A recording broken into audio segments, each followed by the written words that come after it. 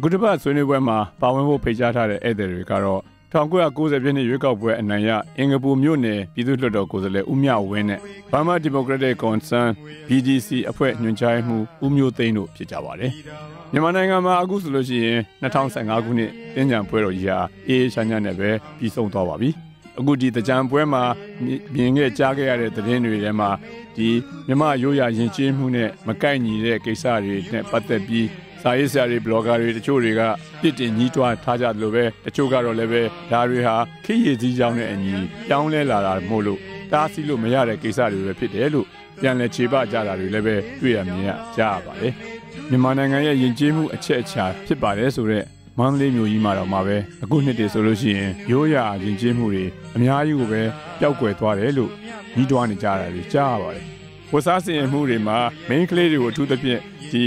Paunia on Palmido Lady Woodjara, Ini Baba Lady in the Yusaka, Amimato Pitaru, Tadio, the Mayan Jimune, Macani, who's over Wibanjale. At the Chuado Leve, Taki is on a Pianella, Tadiado, Tarusilo Yama, who's over Pure, while at Pure. Umia will Uzama, maybe I can Umia and Yentona Chabeluna Shiva, Leluba. Okay, through the Mayan Jim to the Visa and the Patamio, the Jan, the Kumon Pure, or Comian the Jambo. Jim to the final part you were 16 years old. Todo le pongo sin nacer, en Guinea tú eras un gol, el mío sin nacer. El mío muy bueno una vez, yo vi el sin nacer. Yo no lo más luego día, o nenganina kutama, balai o lo ingajire nenganina kutama sih. Tapi yo no lo más Jim ponga la luz di ponga. Pero le unique shit. Chajali for Elmushi. That's a long Matu. I look at our Taylor solution. Kuga Agamo. I look at Agamus, say by all you by on the Hutushitabo. Hello, say by Surenia Marovian. Oh, Lu was either 2 Jimmy and Ludia or Ludioma. Una dua la motivation si there, your lenderless si there, or Google brightness si there. Nabuya Kajalusi, confidence for Google Jimulation. I Luha, the Zimbabwe yoga, the Nian Mogamogan, so Pixar in Makaya now to go to Tedin and Naboya. But you by the you by the see why you want to say about seeing Canada. Jesse like that, Changa, the Atana Legacy, the Daro, Umoni, the old lady, and Miguel, the as well. Changa is an education. Todo. I know you by there, say by there, Nataloma, Kuba, 10 rounds been there. Maybe a confidence, maybe a pride will send them to training and the game training about. I don't have you know, you're a chair. Soon as soon as about Nabu General Service on the 2 hours. Okay. Umia went all Dimalewe, Luria, through an group or no Yadi Ulu, near Dida Light Bido, Pordin that Chima, Pore Pone, Chima Pone, or a Jenzareta, a Digabo, the Chojaro Leve, Jenzareta by Choyuniro Leve, Daria, Matamate, and Chitaboli. The Chojaro Leve, Manuia, the Yella, Pinle Kanji, Dwabiro, or Polo Pellet, Lambiro. Kono Polo Yala go Portari, La Bama Messinagin or Chilo Macau Poli. Camelo, Elo Nilo, the main clear, oh, Yana Pop Betty Lazarole, Mahoja Babu, European Laka Leve, alone, Kaine, Jounted to at the Sadapi, in the Ryan and the Mimic only, Pitara, we are it. You know, the Mananga, the young Gala solution, the Nepa Loma, the sharp word in the solution, the Jambuema to Olive, Jinjimu, Bono, Tiga, and a pioneer, General Toroli to Yade. Now the Kua, Tinya Manadima, Ajetis at Alsamuria, Toroli over Tagaro, Taintain in a case of Poli. A good name are the Yampidari, Jada, Piva, and Nepa Char, Dame, a Yenidi Galacto, Masobulu Temare. Commuting Yokamia, Joe Char, Pure. Okay, Pain Jangaro, Daga, typically Lunge by Mabo, Daga, Yanko, your Lenny, the Yamain Jimu Puerto, the Kubo, the Noronging in Reale, the Jan Yaume solution or a Jam Pure, a Jam Yoke, the Noronging Yapurangle, Mandate, Putle, Yipak and Totari body to the Kawa to Kevare, the Yango Piobo on a Puerto de Cuba. Kunaga, Ukaman in Piobo, make a lady with us him, but that Pure, the true Pura to a lady she. O movio in Jimmy, young Larebo, Sakati Puto Larevo, Levenipo High Larevo, Sitali, the Siabo. Daga le, Jano, Mingaro, Jinji Mugaro, Janoga, Daga, William, Juila, Maveli, Ozabo, General Shakuro, General Baby Nine level.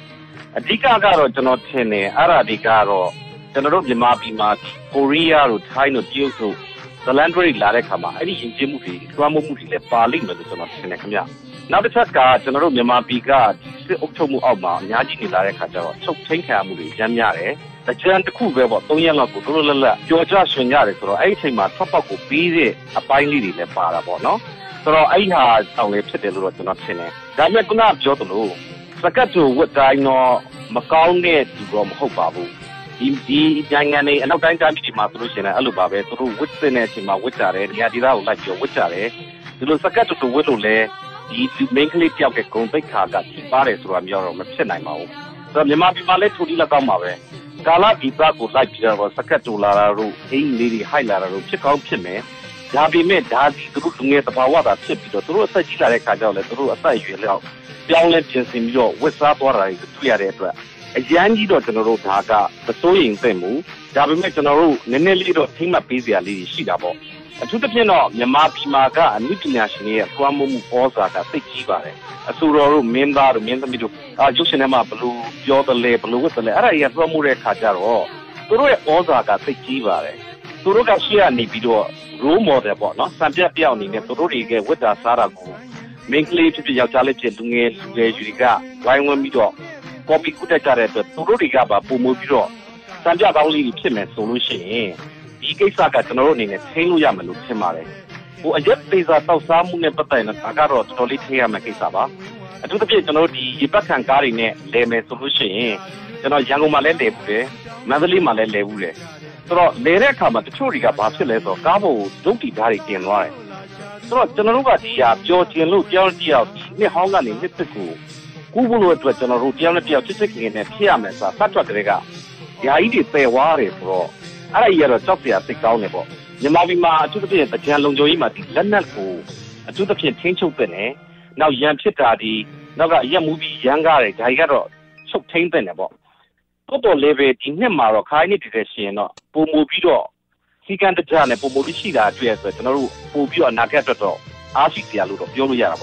Hobart, General level the Indian Nasu in the Jaro, O Dinema, O bigger than Nidigalado, O Yayane, Majawa Manada, Majagea, woman Yanga, and Nelly Counterbago Uti in the Lutinor Sama. He yet is a Tausamusra leve. In Yamananga Maga, Lunga Luri Jarema, Sele Tauta, Yet Tauta, Fashion Takulu, who make clearly Leveku, the Romania Piari Tauta, Wine Tauta Subido, Deep Yoni Jare, or Wayplan Pit in the Jare, Athanile, Naibe Java. You know, make clearly Galeve, Dilu, Yet is a Tausalusi, Kimi, Bobby Lide, allow Lujare winner to Ramune. A daughter she and she made Damolo Cheleve, a yada Jaidwalu daughter, she may have make lady, a yet daughter, Sele daughter, Jaro, Doro Mamiaga, the Mani Jimu and Macani, so Maninu Jawi. You Tari Leve, the Pack the Laro, Ting people, Lumabo, Pauser the General, and now Nanganagu, Sele daughter solution, Torogo by your Dwavia. You are Silico Media, Ilumima Nanganolo. The shade of Asia, Nangani, Africa, Nangani, Sierra, Nangani, Maturu Sele, Jonia Bureau, through young arm, Joa, Dwabra, Lone, the Nangani Maga, Luria, Ting Tamiro, Jama, Edipinari, 2 Bureau, your daughter, who by Maga, General Madina, Luria, Pupo Bureau, who don't fail at it, Pupo Jamboala, the Mia. You know, the yet is at Ausamu, you know, Muya, don't say Musari, who take people, and Yahidu Mabo. Your uncle, Umia, and in general, PBS. Okay, let you look at the Hariano. You see the little Hariano, Mother Yakanama, Sabian, Elimu. But the Lord, not to my mother. The Jimu are sitting at the wash there. At the season of the wash, Yadam Nigu, Dao, General Lacane, the time of woman. Rudo, as you don't know what I'm doing, La Gaune. Easy John hard, I feel my attention. If you like, the earning of Gintaniano, we are about my type of that. She needed the other Manabo.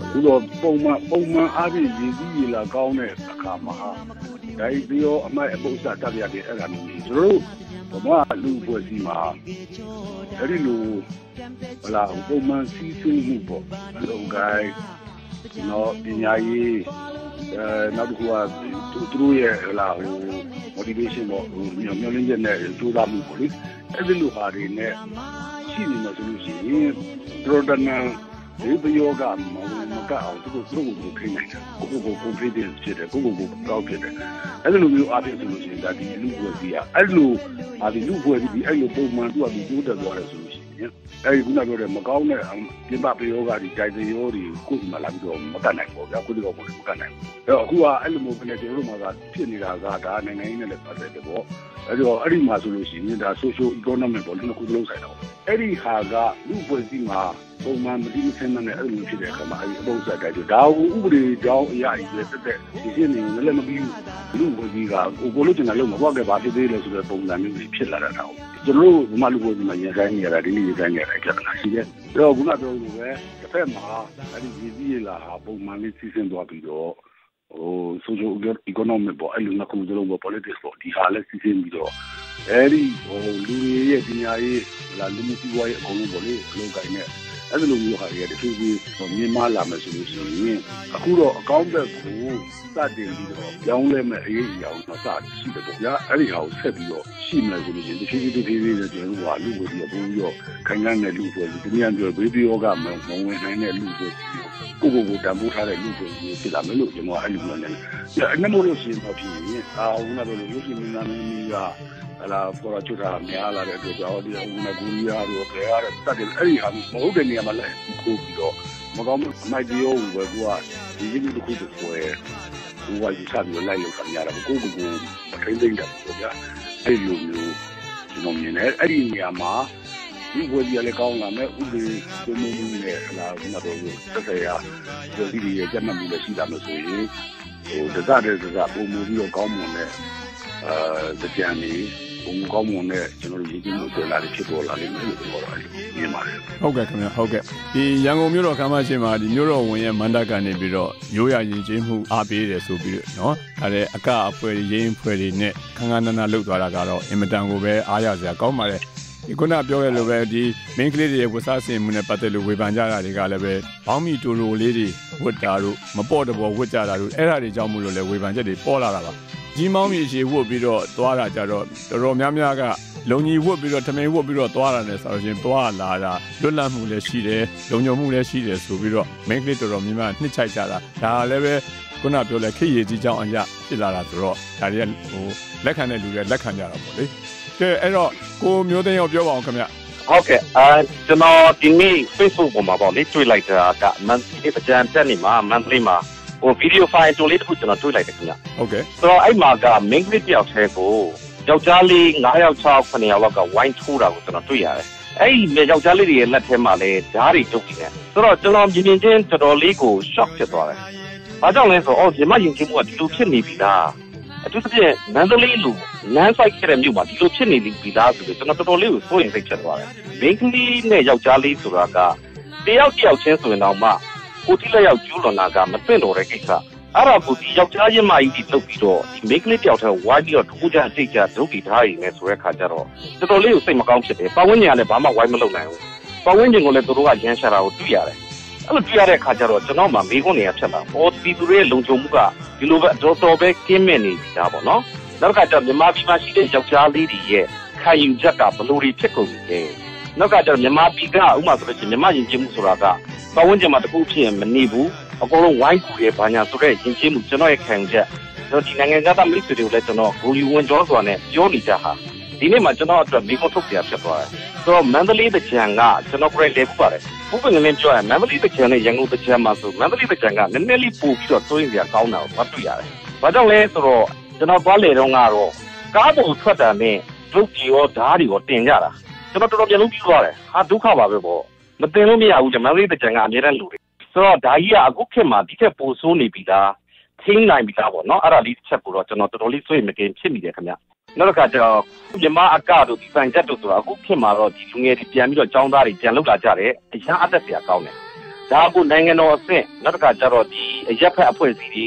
အတိုက်ခံပါတီအားလုံးကပုံမပြီးတော့ကျွန်တော်တို့ဝိုင်းပြီးတော့အားပေးအားမြပြုတ်တဲ့လို့ဒီလိုယဉ်ကျေးမှုတွေကိုကျွန်တော်တို့ကျောင်းမှာကအစကျွန်တော်တို့ကျောင်းသားလူငယ်လေးတွေကိုသူတို့ရဲ့ယဉ်တဲ့နှလုံးထဲမှာကျွန်တော်တို့ထည့်ပေးတဲ့လို့ယဉ်တယ်လေ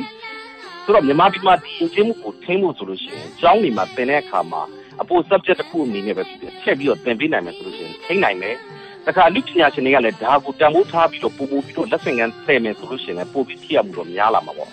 ့ခုနကဝစ်စားစင်မှုတို့ယဉ်ကျေးမှုတို့ဇာတိတို့ကိုပြောမယ်ဆိုလို့ရှိရင်ဒါတွေကလူတွေမှာတော့အသိစိတ်ရှိပါတယ်သူခေတ်ကာလအရာကာလဒေသပြောကအရာသူတို့ဝတ်တာစားတာရှိကောင်းရှိပါလိမ့်မယ်သို့တော်လည်းဒါကတော့အစိုးရကောမိဘဒီကောဘာသာရေးကောင်းဆောင်ရောဆရာကြီးကောကဒီနေ့စဉ်နဲ့အမျှပေါ့ဒါတွေကထိမ့်သိမ့်ပြီးတော့ပြောပွားပေးရမှာပေါ့အထူးသဖြင့်ကတော့ကျွန်တော်ပြန်ပြီးပြောရရင်လူပညာရှင်တွေရဲ့စာရေးဆရာတွေရဲ့သူတို့တွေရဲ့စာတွေရေးတဲ့အထဲမှာသူတို့ရဲ့ရုပ်ရှင်တွေထဲမှာဒါလေးတွေကိုထည့်ပြောသွားပြီးမယ်ဆိုလို့ရှိရင်သူတို့ဒီပြည်သူတွေနဲ့အထီးတွေ့မှုအများဆုံးဖြစ်တဲ့အတွက်ဒီသူတို့ရဲ့ယဉ်ကျေးမှုမြမယဉ်ကျေးမှုကိုထိန်းတဲ့နေရာမှာပုံမြင့်တင်တဲ့အခါမှာအများကြီးအကျိုးရှိမယ်လို့တော့ကျွန်တော်ယူဆတယ်ခင်ဗျခုနကကြမ်းမှာအရက်ပေါက်တာလို့ဘာလို့ဆိုလို့ရှိရင်ဒါကတော့တော်တော်ကိုစိုးရင်စရာဖြစ်တယ်အထူးသဖြင့်ဆိုရင်တောက်တဲ့လူတွေလည်းမကောင်းဘူးဘာကြောင့်လဲဆိုတော့မြန်မာပြည်မှာအရက်တူကြီးထွက်တယ်လို့တချို့အရက်တွေကလည်းကျွန်တော်ကဒီဥစ္စာပေါ့နော်ပုံထုတ်ဓာတုပြီးနဲ့ကျွန်တော်ကြောင်းပြီးထားတာဆိုတော့အရက်ထွက်ထုတ်တာတွေပါကျွန်တော်သင်ခဲ့ပို့တယ်ခင်ဗျသင်ခဲ့မှုဆိုတော့ဒီအရက်တစ်ခုရဲ့ quality ရဖို့ဆိုလို့ရှိရင်တော်တော်လေးကိုသူက process ကြီးအများကြီးအဆင့်ဆင့်လုပ်ရတယ်ဒါပေမဲ့တချို့အရက်တွေမြန်မာပြည်အရက်တွေကိုကျွန်တော်ကြားရတဲ့အခါမှာတချို့တွေကဒီစက်ကနေထွက်တာနဲ့ချက်ချင်း plane ကိုထည့်ချက်ချင်းရောက်တဲ့အခါတော့အရက်တွေတောက်ပြီးတော့မှဆိုကျမ်းမာရေးထိခိုက်ပြီးတော့သိဆုံးနေတဲ့သူတွေလည်းမနှဲဘူးဆိုတော့ဒါကတော့ကျွန်တော်ထင်းတင်တယ် quality သိမှုကိုနောက်ကကျွန်တော်ဒီအရက်နဲ့ပတ်သက်ပြီးတော့အနေရစိုးကြိုးတွေကိုထိန်းသိမ်းလို့ချင်းကျွန်တော်မြန်မာယူရရင်ကျေးမှုဆိုတာကအပတောင်းဝင်ချက်လာနိုင်ပါတယ်အဲ့တော့ခုနကပြောသွားတဲ့ထဲမှာပေါ့ဒီအရက်သေးစားတောက်စားမှုနဲ့ပတ်သက်လို့ဆိုတဲ့ကိစ္စမှာဒီဒါကိုဥပဒေကြောင်းနဲ့အာဏာပိုင်တွေကထိန်းလို့တော့မရနိုင်ဘူးပေါ့လေဒီအရက်တောက်စားတဲ့ကိစ္စကတော့ဟုတ်လားဟိုအရက်မရောက်အောင်ဆိုရင်တော့တမျိုးပေါ့လေဒါပေမဲ့အခုကလည်းပဲအရက်တွေကလည်းပဲတော်တော်များများပလူပြောင်ပေါ်နေကြတယ်ဒီတော့ပညာပေးတဲ့အပိုင်းမှာလူငယ်တွေကိုပညာပေးဖို့အများကြီးလိုတာပေါ့လေနောက်တစ်ခုကဒီတကြံကိုစီးပွားရေးဆန်ဆန်နဲ့အခုလှုပ်လာကြတော့တကြံဘွဲဟာဒီကုမ္ပဏီကြီးတွေကနေပြီးတော့ promotion လုပ်ကြတယ်ဆိုသူတို့ရဲ့ဟိုခုနပြောခဲ့သလိုပဲဟိုမန်ဒတ်တွေမှာလာပြီးတော့တက်မဲ့လူတွေကိုတချို့ကလာဘီယာတွေတိုက်တယ်လို့ဘာလို့ဆိုတာမျိုးကျွန်တော်ကြားတယ်ဗျာအဲ့တော့အဲ့လိုစီးပွားရေးဆန်ဆန်နဲ့လှုပ်လာတဲ့အခါကျတော့တော်တော်များများလည်းပဲငွေရှင်ကြေးရှင်တွေပတ်စံပေါ်တဲ့လူတွေကြမှာပဲစကြံပွဲနှွှဲရတော့မလားဂျန်တဲ့ပတ်စံမရှိတဲ့လူကမပြောတာတော့ဘူးလားဆိုပြီးတော့ညှိကြတာတွေလည်းကြားရပါတယ်ကဲအဲ့တော့ဘယ်လိုပဲဖြစ်ပေါ့လေအခုဒီနှစ်စကြံတော့အခုပြီးသွားတဲ့တခြားအရင်နှစ်တွေနဲ့ဆိုင်တော့တော်တော်လေးတော့ဒီအကောင့်ဘက်ကိုဥတီလာလို့ကျွန်တော်တို့ပြောရမယ်ထင်ပါတယ်ဒီတော့ညီကုန်းချုပ်အနေနဲ့ဦးမြဝင်းရောခင်ဗျဆက်ပြီးတော့ပြောပါအောင်ခင်ဗျပြောပါထိမ့်သိမ့်မှုနဲ့ပတ်သက်လို့ကတော့ဟိုမလုံဩတာပေါ့ဟိုအလွန်ကြုံဖြစ်မှုကိုဒါအစီအစဉ်ပေါ့ဗျာအဲ့ဒါလောက်ကတော့ဖြစ်ရတယ်ဟုတ်ကဲ့ဆိုတော့အလွန်ကြုံဖြစ်မှုဆိုတဲ့နေရာမှာဒီကတော့ဒုက္ခဆိုတဲ့ကိစ္စမျိုးအဲ့ဒီဟာကတို့တချို့ဟိုဒီမှာသူပွာလာနေရတယ်ရှိတယ်အဲ့ဒါ surprise check လို့ရှိရင်အဲ့မင်းတို့အဲ့ဒီဥစ္စာဒါရိုက်ပါလာအဲ့ဟိုစစ်စစ်ကြီးတော့အဲ့လိုပါလို့ရှိရင်အဲ့ဒါလေလာဟိုစကြရတယ်ပေါ့ဒါမျိုးနောက်တစ်ခုကစိတ်ပြီးတော့အမြင်မတင်တဲ့လောက်အောင်ဖြစ်နေတဲ့ဟာမျိုးတွေလည်း surprise check နဲ့ကျွန်တော်တို့ဟောပြီးလို့ရတယ်ဟိုနေရာဒီနေရာတွေမှာထားပြီးတော့အဲ့ဒီဟာကိုနာပြောလို့ထိနေလို့ရတယ်အရေးသေးစားမှုရေးသောက်စားခြင်းနဲ့ထုံးနေလို့ဆိုပဲအဲ့ဒီလိုမျိုးဒါကဟိုကျွန်တော်တို့ဟိုနာပြောလို့ပေါ့ဒီဥပဒေစိုးမှုအပိုင်းကနေပြီးတော့အဲ့လိုလုပ်တဲ့ဟာပေါ့ဟိုဒီ regulation ပေါ့လေ regulation တွေကိုထည့်ထားပြီးတော့အဲ့လိုမျိုးဟိုအဲ့ဒီအဖွဲ့အစည်းနဲ့ကြီးတယ်မယ်ဆိုလို့ရှိရင်ဖြစ်တယ်ဒါသူများရဲ့ပျော်ပါမှုပျော်ရွှင်မှုလည်းမလောက်ချရဘူးတစ်ခါကြတဲ့အခါကျတော့အလွန်စုံဖြစ်မှုကိုလည်းပဲဟိုဒါကြီးဟိုထိမ့်သိမ့်ပြရရောက်တယ်ပေါ့အဲ့ဒီအနေထားမျိုးဦးနာတော့ကျွန်တော်ဆိုလိုတာကဟိုရှာရီယာလောအရာလာဟိုဦးနာတော့အစ္စလမ်နိုင်ငံတွေမှာဟိုဒါဘာလာရေးပလိတ်တွေကလည်းလုပ်တယ်ဟာလားဦးနာပဲလို့ဘာသာဘာသာဒီလိုမျိုးဘုံမတို့တဲ့အောင်ဆိုရင်လမ်းမှာရိုက်တာတို့ဒီလိုမျိုးကျွန်တော်ဒီဆိုလို့အလွန်ကြုံဖြစ်မှုကိုသက်ဆိုင်ရာဥပဒေဆိုင်ရာအဖွဲ့အစည်းတွေကနေပြီးတော့တုံးတရားလာ surprise check ပုံစံမျိုးနဲ့ထိန်းသိမ်းပေးခြင်းအပြင်အဲ့ဒီဟာကိုတုံးတရားရောပါအောင်တားပြီးဒါတစ်ချက်ပေါ့အဲ့ဒီမှာပြောလို့ပဲကျန်တဲ့ဟာကတော့ရေရှည်သဘောတွေနဲ့တော့ဒီလူကြီးတွေလည်းမမောင်းတော့ပညာရေးတို့ဟာလာလောက်ကိုင်းစားတဲ့ဒါမျိုးနဲ့ကျွန်တော်ဆက်လက်ပြီးတော့ဝါမယ်ပေါ့အဲ့တော့ဟိုအချိန်အားဖြင့်တော့တူတာပေါ့လေတူတဲ့ကမှကြတဲ့ခါကျတော့ဒီ3-4ရက်ကာလအတွင်းမှာလူပြည့်စင်တဲ့ဖြစ်အောင်ထိန်းသိမ်းမှုရဲ့နိုင်ငံတကာနိုင်ငံသားတွေလာရောက်ပြီးတော့လာသူတို့လည်းပြောရှင်ဆင်နွှဲခြင်းတဲ့အခါမျိုးမှာလာဟိုသူတို့ကိုယ်တိုင်မှာပါဝင်ပြီးတော့တင်းနေတယ်ဟိုပြောရှင်လို့ရအောင်那杜卡里啦，那都啥子？这个你没点的，弄的哈米的，他天天没这下去，就那种还是路出来的多么是路线，因为就那种已经我这个比较天天也来要多，我那个路，我们现在来都话都路个比较多，因为那把这路个比较多，那个古巴个，咱们慢慢走，还路天天比较，这多么是路线的，就那种。လုပ်ဖြစ်နိုင်မယ်လို့ကျွန်တော်တို့လည်းလုပ်ဖြစ်တယ်။ဟုတ်ကဲ့ခင်ဗျ။ဟုတ်ကဲ့။ကဲအဲ့တော့ကိုညီကုန်းချုပ်အနေနဲ့ကိုမျိုးသိန်းရောဗာများပြောလိုပါသေးလဲခင်ဗျ။ဟုတ်ကဲ့ယဉ်ကျေးမှုဆိုတာကတော့ကျွန်တော်ကြံတစ်ခုတည်းမဟုတ်ဘူးပေါ့။ယဉ်ကျေးမှုဆိုတာနေ့စဉ်ကျွန်တော်တို့ရဲ့ရှင်သန်နေထိုင်မှုပါပဲ။ဆိုတော့ဒီယဉ်ကျေးမှုကိုထိမ့်မယ်ဆိုလို့ရှိရင်ကြံတစ်ခုတည်းမဟုတ်ဘဲနဲ့ကျွန်တော်တို့နေ့စဉ်ကျွန်တော်ပြည်သူတွေပေါ့ငယ်လူရွယ်တွေပေါ့သူတို့ရဲ့လမ်းကြောင်းလေးတွေမှန်အောင်ထိမ့်သိမ့်အောင်နောက်တစ်ခါကျတော့ပုံမူပြီးတော့ပေါ့နော်သိလာအောင်ဒါတွေကတော့နေ့စဉ်လုပ်သွားမယ့်ကိစ္စတွေဖြစ်ပါတယ်ဒီမိဘတွေနောက်ဆရာသမားတွေနောက်ကကျတော့ဒီသင်ရှားတဲ့ခေါင်းဆောင်တွေဒီဘာသာရေးခေါင်းဆောင်တွေပေါ့နော်အစိုးရပါဝင်အားလုံးဝိုင်းပြီးလုပ်သွားမှာပါဆိုတော့ဒီကြံဆိုတဲ့အခါကတော်လေးကိုကျွန်တော်တို့တော်လေးကိုမြန်မာတွေဂုဏ်ယူစရာကောင်းတဲ့ပွဲတော်တစ်ခုလည်းဖြစ်တယ်ဆိုတော့ဒီကြံဟာတကယ်လို့ကျွန်တော်မြန်မာပြည်ဆိုလည်းတကားပွင့်လာပြီဒီနှစ်ဆိုရင်လည်းခီးသွား9လောက်ထိဝင်မယ်ဆိုပြီးတော့ပြောင်းလဲထားရပေါ့နောက်သူလည်းပုံဝင်လာနိုင်တယ်ပေါ့ဆိုတော့ကြံဆိုတာကတော့တကယ်တော့ကျွန်တော်ခီးသွားတွေကိုဆွဲဆောင်နိုင်တဲ့ဒီကွက်ဒီတစ်ခုလည်းဖြစ်လာနိုင်တယ်ဖြစ်လာနိုင်တဲ့အခါကျတော့ကျွန်တော်ခီးသွားတွေအများကြီးဝင်လာနိုင်တဲ့အခါကျတော့ကျွန်တော်မြန်မာယဉ်ကျေးမှုကိုလည်းမဖုံးလွှမ်းအောင်မြန်မာတွေကိုခံအားရှိအောင်လုပ်ရတော့အခုခေတ်ကအကုန်လုံးကဝိုင်းပြီးလုပ်ဖို့လိုမယ်လို့တော့ကျွန်တော်ထင်တယ်ခင်ဗျဒီလိုမျိုးလုပ်သွားလို့ရှိရင်ခေတ်ကာလတွေရွေလွှားလာမယ်ကျွန်တော်မြန်မာတကြံကလည်းကျွန်တော်တို့ယဉ်ကျေးကြီးနဲ့ပိတ်ခါရှိရှိနဲ့ဖြစ်လာမယ်ဒီကုန်းချုပ်အနေနဲ့ကတော့ကျွန်တော်တို့ဟိုးအရင်တော့ကကျွန်တော်တို့နာမည်ကြီးသချင်းသေးရလို့ပေါ့နော်။ဒါပေမဲ့ရှိထားတိုင်းလည်းလမ်းသေးရမဟုတ်ဘူးလို့စကတ်အတူဝတ်တိုင်းနဲ့သိပြီးတော့ဟိုသာစိုးရင်စရာမရှိပါဘူး။ယဉ်ကျေးမှုဆိုတာလည်းရွေ့လျားနေတဲ့အတွက်ဒီယဉ်ကျေးမှုကိုထိမ့်သိမ့်မှုကတာဝန်ကတော့ကျွန်တော်တို့မိဘပြည်သူတွေအားလုံးရဲ့နေ့စဉ်ဆောင်ရွက်ရမယ်ဝတ္တရားတစ်ခုပါပဲလို့ကျွန်တော်ပြောရတဲ့ဒီကုန်းချုပ်ချင်ပါခင်ဗျ။ဟုတ်ကဲ့ကျေးဇူးတင်ပါတယ်ခင်ဗျာ။ကျွန်တော်တို့အချိန်ကပြည့်နေပြီဆိုတော့ဒီမှတ်ချက်တွေနဲ့ပဲဒီနေ့စကားဝိုင်းကိုဒီကုန်းချုပ်ပြရစီ။အခုပါဝင်ပြီးတော့ဆွေးနွေးပေးခဲ့ကြတဲ့အတွက်1990ပြည့်နှစ်ရွေးကောက်ပွဲအနိုင်ရအင်္ဂပူမြို့နယ်ပြည်သူ့လွှတ်တော်ကိုယ်စားလှယ်ဦးမြဝင်းနဲ့ Burma Democratic Concern BDC အဖွဲ့ညွှန်ကြားရေးမှူးဦးမျိုးသိန်းတို့ကိုကျေးဇူးအထူးပဲတင်ရှိကြောင်းပြောပြစေခင်ဗျာတော်တာရှင်ပေါင်းကိုစိတ်နှပြကျမ်းမာရှင်လန်းကြပါစေ